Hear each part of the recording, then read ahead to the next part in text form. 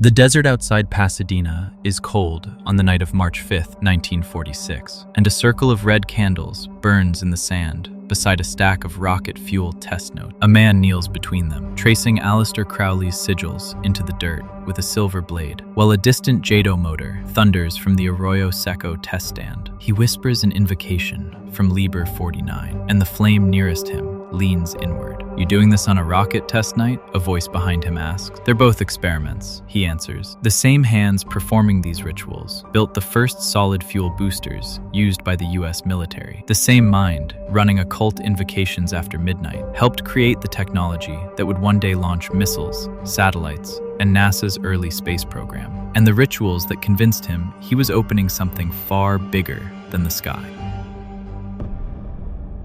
John Whiteside Parsons was born on October 2nd, 1914, in Los Angeles, and the first major event of his life came at age 5, when his father was caught with a prostitute and immediately removed from the family home. The betrayal shaped him. Every teacher he later had described him as brilliant, dramatic, and already obsessed with escape. By 1926, at just 12 years old, he was mixing chemicals in his backyard on Orange Grove Avenue, creating small, explosive charges he tested with his friend, Ed Foreman, a boy 3 years older who understood engines better than chemistry. "If it blows up, it's your fault," Foreman warned. "If it works, it's ours," Jack replied. Their experiments left scorch marks across the concrete and forced the neighbors to file noise complaints. But local reports from those years show that the boys were already discussing liquid versus solid fuel stability, long before any U.S. institution took rockets seriously. By 1928, Parsons was reading H.G. Wells, Jules Verne, and rare occult books borrowed from an elderly collector who lived near Colorado Street Bridge. That man introduced him to writings on ritual magic, specifically the idea of calling down inspiration instead of discovering it. "You don't wait for knowledge," the collector told him. "You summon it." That line stuck with him longer than any school lesson. At 13, Parsons attempted his first serious propellant mix, a crude, nitrate-based compound he ignited behind the garage. The blast shattered a window, drew police attention, and convinced him that ordinary life wasn't designed for the direction he was going. By the time he entered university school in the early 1930s, he was failing formal physics, but privately calculating thrust coefficients he'd learned from German rocketry papers, proof of the pattern that would follow him forever. Academically unqualified, technically indispensable. And in 1934, when he visited the Caltech campus for a public lecture by aeronautical engineer Theodore von Karman, something clicked. Students ignored him, but within 2 years, von Karman would be asking him for help with dangerous, explosive tests, because no one else on campus could handle them. Jack Parsons had finally stepped onto the path that would lead to NASA, military rocketry, and the rituals waiting in that desert. By October 1936, Parsons, Foreman, and Caltech grad student Frank Molina formed the Galset Rocket Research Group, a 6-man team working out of an abandoned test pit behind the Arroyo Seco. Caltech administrators called them the Suicide Squad because their experiments kept detonating prematurely. Their first major test, Test 1A, took place at 7:40 a.m. on October 31st, 1936. The motor blew its steel casing apart and sent debris across the ravine, but the data showed a brief, stable burn. It was the first time anyone at Caltech admitted rockets might work. "You're lucky no one died," Molina told Parsons as they documented the blast. "If someone dies, it means we're close," Parsons replied. Parsons had no formal degree, yet by 1937, his knowledge of nitrocellulose binders and ammonium perchlorate mixtures put him ahead of most engineers on campus. Internal memos from that year list him as the group's primary explosives consultant, despite having no academic title. He worked days mixing volatile compounds and spent nights studying German A-series rocket tests, noting the thrust curves published by Hermann Oberth and Werner von Braun. His notebooks from that period, preserved today in the JPL archives, show hand-drawn burn rate graphs beside personal notes about dreams, symbols, and voices of inspiration. On August 16,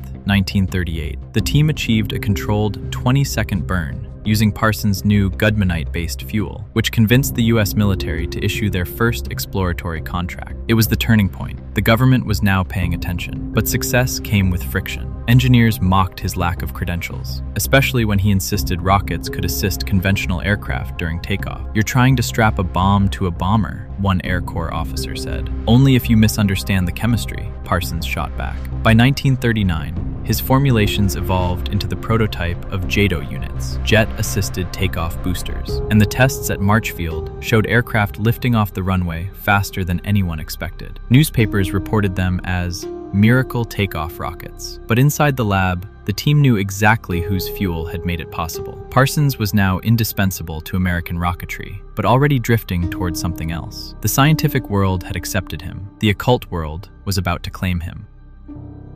By December 22, 1939, Jack Parsons had officially joined the OTO Agape Lodge at 1003 South Orange Grove Avenue, a house known in Pasadena for blackout curtains, incense, and neighbors who complained about strange chanting at night. He was already financing the lodge, running experimental rituals, and reciting texts from Alastair Crowley's writings like a second language. Crowley watched him from London through a stream of letters. In one message, dated March 1940, Crowley wrote, "Parsons is a most valued member, a veritable volcano." Parsons performed his first major working on February 15, 1941. He read from Liber 49, and witnesses said he stopped mid-word because he thought he heard the invocation whispered back to him. "You're imagining it," a member told him afterward. "No," Parsons said. Something answered. This wasn't vague spirituality. These rituals were literally attempts to speak to entities. Basically, they wanted a demon to talk back.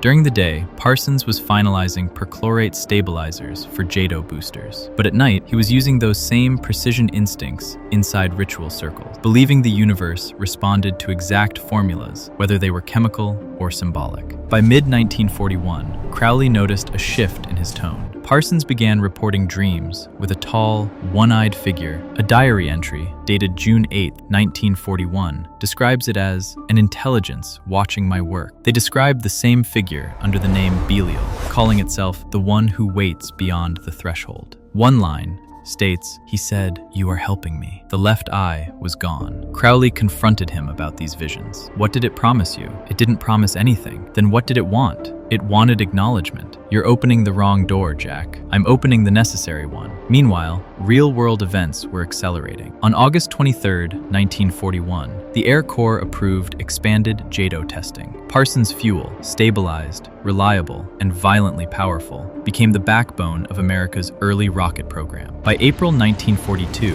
they were lifting full aircraft off runways at March Field. Yet every success in the lab deepened his certainty in the temple. Because in his mind, rocket thrust and ritual invocation weren't opposites. They were both ways of forcing open a barrier. Crowley wrote privately to another OTO member on October 31, 1941. "Parsons fears nothing. This is perilous. He may open a gate by accident." By 1943, Parsons was leading major workings at the lodge, funding all operations, and building a reputation as the most intense magician in California. Science had accepted him, the occult had claimed him, and the line between invention and invocation, for him, was fully erased. By August 1943, the U.S. Army Air Forces officially adopted Parsons' JATO unit, marking the first time the American military relied on a rocket engine developed by someone with no degree, no formal title, and an active membership in an occult lodge. The boosters were tested at Edwards Airfield, and archival footage from October 1943 shows aircraft lifting off the ground with a sudden, violent push. This is the moment rockets moved from science fiction into U.S. military infrastructure. Parsons' next breakthrough came in 1944, when he finalized the mixture that would evolve into modern composite solid rocket fuel, the same chemical logic used in ballistic missiles, space boosters, and satellite launch vehicles decades later. "You realize what this enables?" an Army engineer told him during a test review. "Height," Parsons replied. "And range." "Range for what?" "Whatever you attach to it." In November 1944, Caltech formalized his team into what would soon become the Jet Propulsion Laboratory, and his propellant work became part of the secret framework for America's early missile research. By October 1945, his research connected directly to Project RAND papers, exploring how orbiting satellites could relay television signals and later monitor weather, communications, and even troop movements. Every one of those ideas required one thing Parsons had mastered: reliable, high-thrust, solid fuel. He understood the gravity of it. Private notes from January 1946 show him writing, "Power granted to machinery becomes power granted to those who command it. A colleague confronted him about the implications. "Jack, this will change warfare forever." It already has. And after warfare, everything else. By 1946, Parsons had built a foundation that the US government, the military, and, eventually, NASA would turn into a global infrastructure. And all of this was happening at the exact same time his rituals were escalating. His dreams were intensifying, and Crowley was warning London members that Parsons was becoming uncontrollable. His scientific work had changed the world. His occult work was about to change him. By January 1947, the FBI had opened an active file on Jack Parsons. His clearance review from March 1948, declassified decades later, lists him as a security risk due to associations with subversive individuals and occult organizations. The US government trusted his fuel, but not him. His income collapsed after losing access to classified work. Crowley, once his greatest supporter, turned hostile. Letters from April 1947 show Crowley writing to fellow OTO members. "Parsons has allowed fantasy to supersede discipline. He is disintegrating." Parsons tried to defend himself. "You're abandoning me when the work is almost complete. Your work is delusion. You are no longer guided, only consumed." By 1948, the Agape Lodge was fracturing. Half the members left. He was broke, selling small pyrotechnic formulations to get by. His dreams, meanwhile, intensified. Diary references from late 1948 describe the one-eyed figure returning. "You have set things in motion.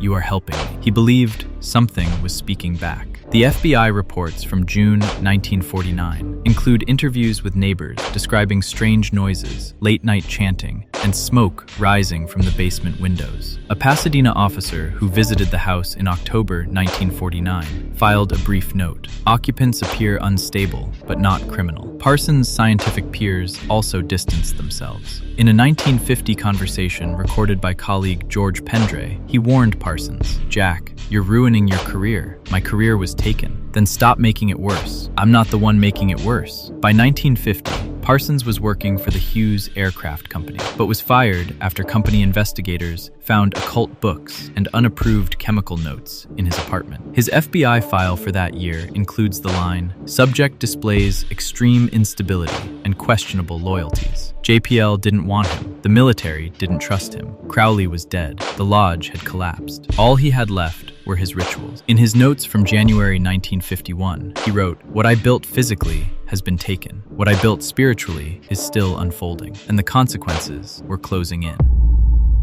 By the afternoon of June 17, 1952, Jack Parsons looked like a man caught between two exits. He hadn't slept properly in days. Neighbors later said they saw him pacing the driveway before noon, chain-smoking, muttering to himself, while loading boxes into his car for the planned Mexico job. Inside the workshop, he laid out his chemicals in a pattern he'd used for years. Fulminate of mercury, benzene on the far bench, aluminium dust. He knew these compounds intimately. This is the kind of mixture demolition teams used. One mistake, and everything goes white. But Parsons wasn't rushing. If anything, he was too focused. The kind of focus you get when you believe the next few minutes are your last chance to fix your life. He sat down, exhaled deeply, and scribbled a note on a scrap of paper. Sequence must be correct. His mind was split. One side was the disciplined chemist, calculating ratios. The other was the mystic convinced the last 2 years had been a punishment, a stripping away of distractions, so he could finish a final working. He tapped the tin gently, measured the powder, leaned close to inspect the crystalline texture. His eyes were red, but alert. "Last one," he whispered to himself. At 5:08 p.m., the workshop erupted. Neighbors described a white flash, like someone turned on the sun. The windows shattered outward. When the smoke cleared, Parsons was lying on the floor near the doorway. His right arm was gone. His legs were crushed under fallen timber, but his eyes were open, not unfocused, but intensely present, as if he was still calculating something. He tried to sit up when the first officer arrived, but collapsed immediately. "Jack, can you hear me?" When firefighters lifted the debris off him, his breathing slowed, his pupils dilated.